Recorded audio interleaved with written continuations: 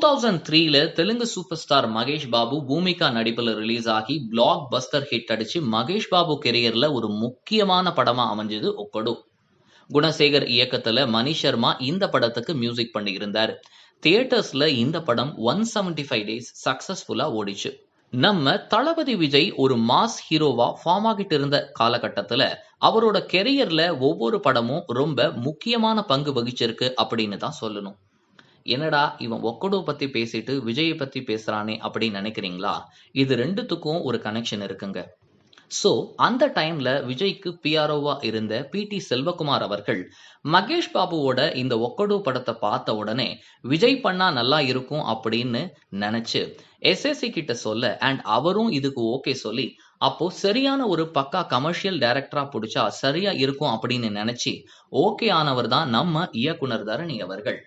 தரணிய பத்தி சொல்லணும் அப்படின்னா தில் தூள் அப்படின்னு 2 மெகா பிளாக் பஸ்டர் தந்த இயக்குனர் இவருன்னு சொல்லலாம்.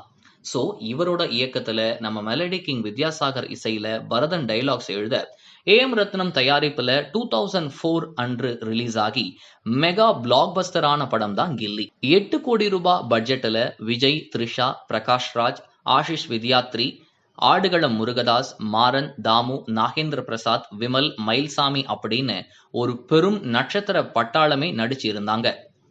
இந்த படத்தோட பாடல்கள் எல்லாமே இப்ப வரைக்கும் பட்டி தொட்டி எங்கும் பிரபலம் அண்ட் அந்த நேரத்துல ரொம்பவே வைரலா இருந்துச்சு அப்படின்னு தான் சொல்லணும். குறிப்பா அப்படி போடு பாட்டு அந்த டைம்ல எல்லா திருமணங்கள், திருவிழாக்கள் அப்படின்னு எல்லா ஏரியாலையும் அந்த பாட்டு மட்டும் தான் ஒலிச்சுது.